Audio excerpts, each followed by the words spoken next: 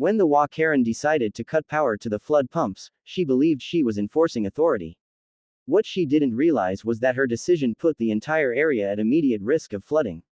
With water levels, cutting power to the flood pumps was not a small administrative decision, it was a dangerous action with immediate, real-world consequences. Flood pumps are not optional infrastructure. They are critical safety systems designed to work continuously, often invisibly, to prevent water from overwhelming low-lying areas. When they stop, the clock starts ticking. Water does not negotiate, does not wait for meetings, and does not care about authority or HOA rules. The moment the power was cut, the entire system was compromised.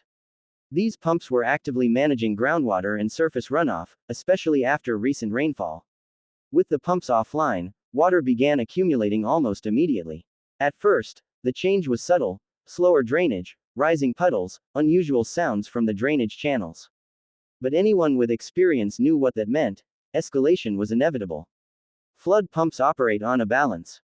They constantly remove water at roughly the same rate it enters the system. When that balance is broken, even for a few minutes, water levels begin to rise exponentially. This is especially dangerous in areas with flat terrain or poor natural drainage, where gravity alone cannot move water away fast enough. In such environments, pumps are the last line of defense. The HOA Karen who ordered the power shutoff likely believed she was exercising authority. From her perspective, it may have seemed like a compliance issue, a rule enforcement, or even a punishment. What she failed to understand, or chose to ignore, was that this was not a situation where authority mattered more than engineering. Infrastructure does not respond to titles or attitudes. It responds only to physics. As the pumps went dark, pressure began building in the system. Water that was meant to be expelled had nowhere to go. Drainage channels filled. Underground conduits started backing up. The soil, already saturated, could not absorb more moisture. This created a cascading effect. Once the ground reaches saturation, every additional drop of water becomes surface water, spreading rapidly. Within minutes, the risk expanded beyond inconvenience into genuine danger. Flooding does not just damage property, it threatens lives. Electrical systems, basements, vehicles, and roadways all become hazards when water levels rise unexpectedly. Emergency access can be cut off.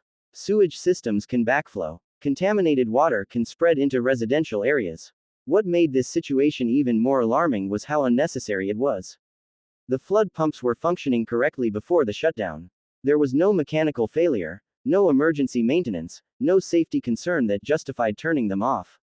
The only failure was human judgment.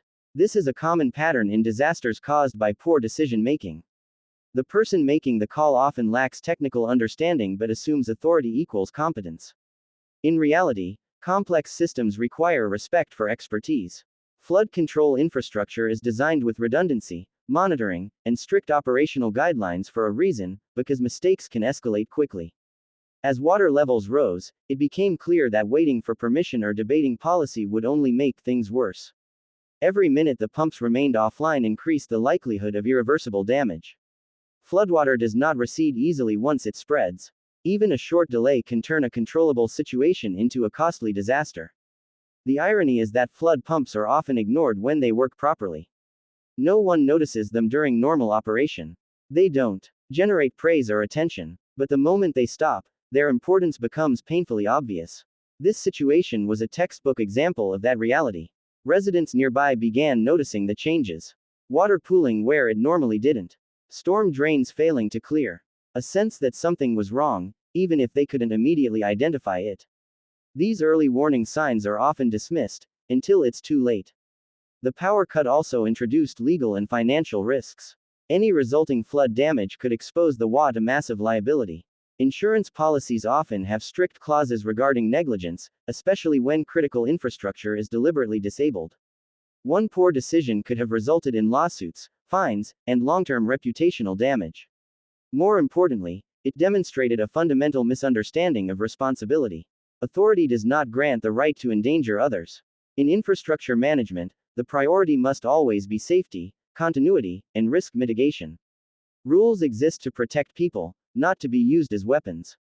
The flood threat was not theoretical. It was measurable, observable, and accelerating. Water levels were rising. Time was running out. This was no longer about who was in charge, it was about preventing harm. Situations like this reveal a harsh truth. Disasters often begin not with storms or earthquakes, but with arrogance and ignorance. A switch flipped without understanding the consequences can be just as destructive as any natural event. In that moment, the danger was clear. The power cut had transformed a stable system into a ticking time bomb. The longer the pumps stayed offline, the greater the risk of flooding, damage, and chaos. Immediate action was no longer optional, it was essential. This was the point where responsibility shifted from authority to capability. The threat was real, imminent, and growing. And something had to be done before the water decided the outcome on its own. When the flood pumps went silent, the situation crossed a critical threshold. The danger was no longer hypothetical, it was unfolding in real time. Water was rising, systems were failing, and the margin for error was shrinking by the second. In moments like this, panic is easy. Arguments are tempting. Blame feels justified. But none of those stop water. What mattered was power. And more importantly, independent power. A portable substation is not something most people think about until everything else fails.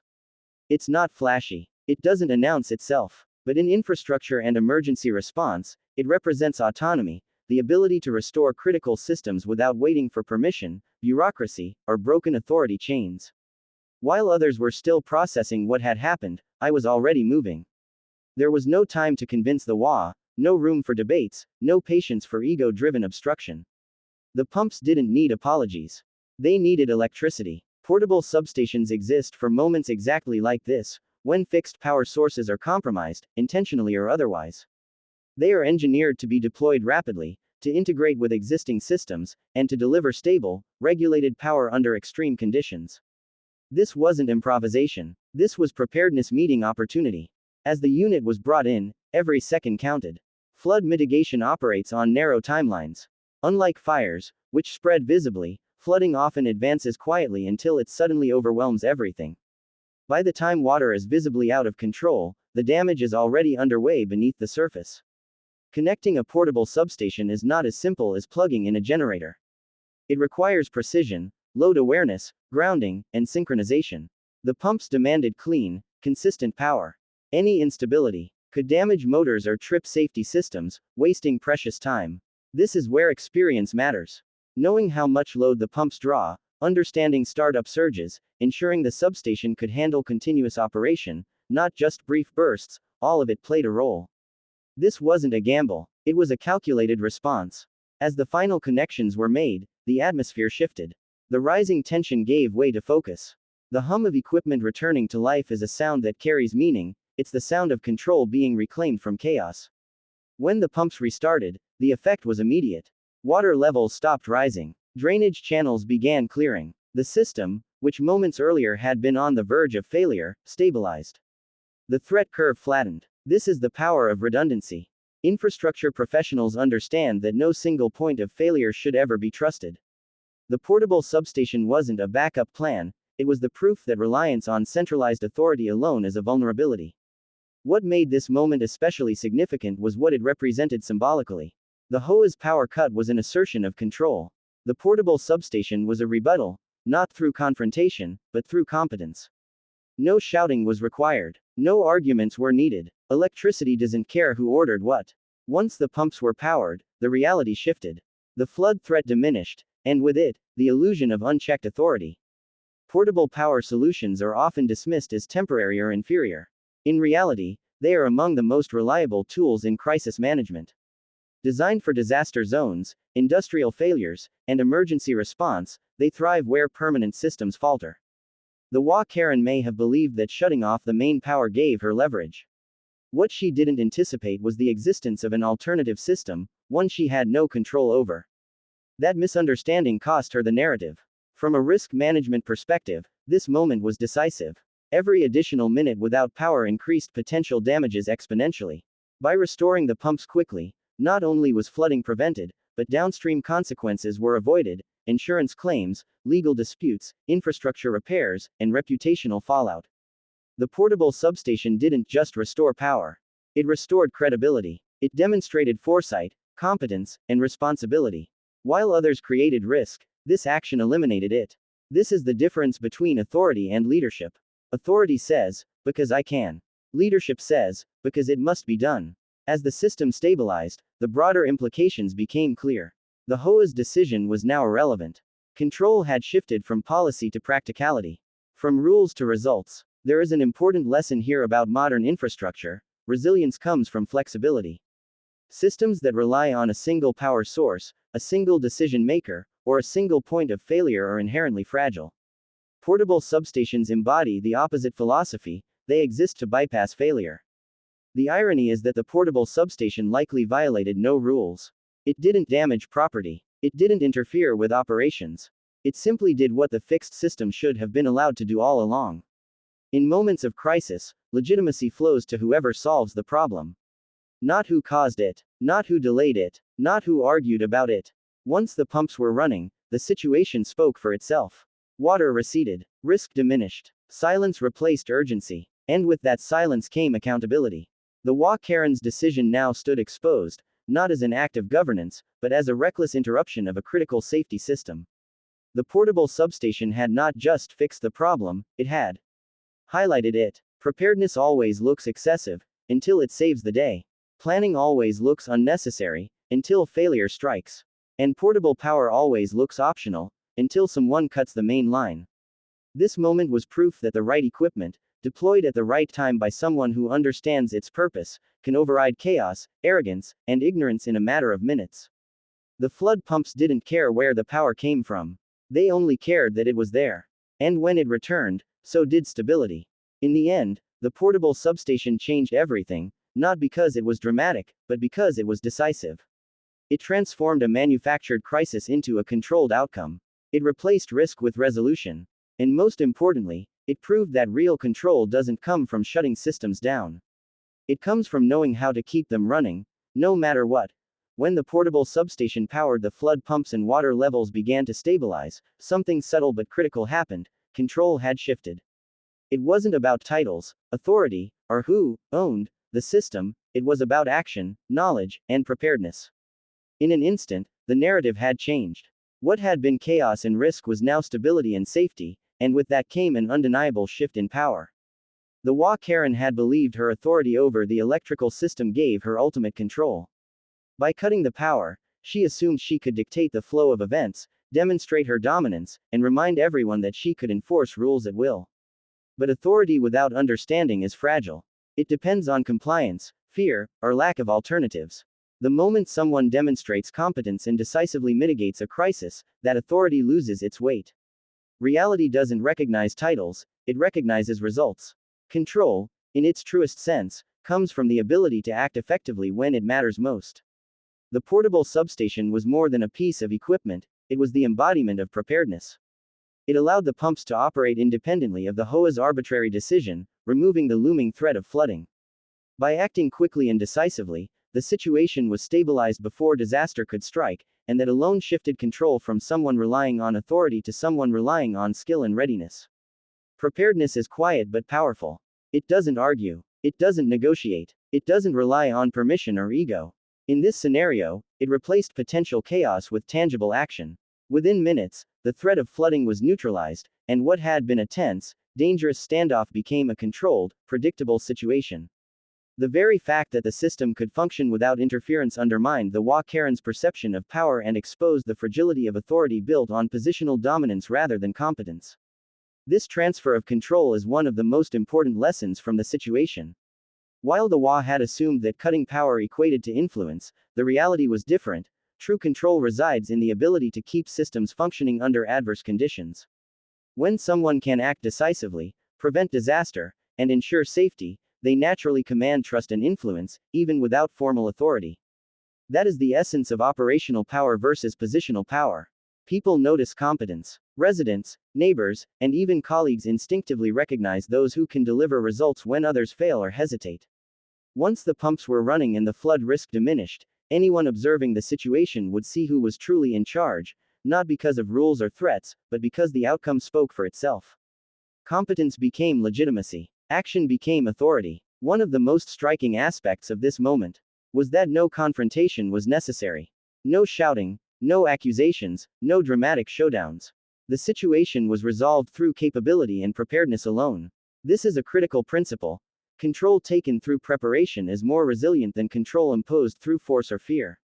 It cannot be easily undermined because it does not depend on others' compliance, it relies on systems, skills, and timely action. The incident also highlighted the difference between reactive authority and proactive leadership.